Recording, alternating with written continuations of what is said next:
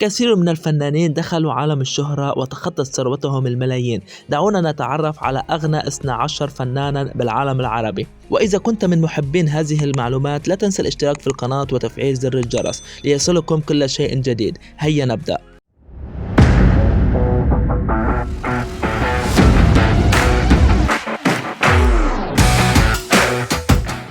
ونبدأ القائمة بالمغنية اللبنانية ماجدة الرومي، وتعد من أشهر الفنانات العرب ونجمة في عالم الموسيقى والغناء العربي، فهي ابنة الموسيقار الشهير في العالم العربي حليم الرومي الذي كان وراء بروز المطربة فيروز، وتبلغ ثروتها 29 مليون دولار. والمغني اللبناني راغب علامة شارك في لجنة التحكيم برنامج أرب آيدل في الموسم الأول والثاني، ولكنه اعتذر عن الموسم الثالث بسبب خلافه مع الفنانة أحلام، وحل مكانه الفنان وائل كفوري، وقدرت ثروته ب 32 مليون دولار. المطرب هاني الشاكر لقب بأمير الغناء العربي، جمع ثروته من خلال مسيرته الفنية على مدار 40 عاما، واشتهر بأغانيه الرومانسية وهم حوالي 600 أغنية منذ بداية ظهوره حتى الآن، وبلغت ثروته 34 مليون دولار. ولقبت الفنانة اللبنانية نجوى كرم بشمس الأغنية اللبنانية، وتعتبر من أكثر الفنانات شعبية وجماهيرية في الوطن العربي، وأطلقت أول ألبوم لها عام 1989.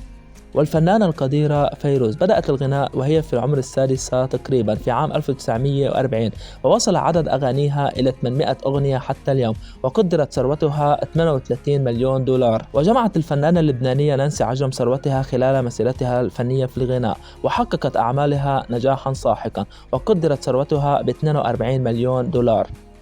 والمطربة إليسا بلغت ثروتها 41 مليون دولار، وباعت أكثر من 30 مليون نسخة من ألبوماتها طوال مسيرتها الفنية. والمطرب عمرو دياب بثروة تقدر ب 50 مليون دولار، وقد باع الهضبة أكثر من 50 ألبوم خلال مشواره الفني الذي بدأ عام 1983، محققا مبيعات هائلة، وتم ترجمة أغانيه أكثر من 20 لغة حول العالم.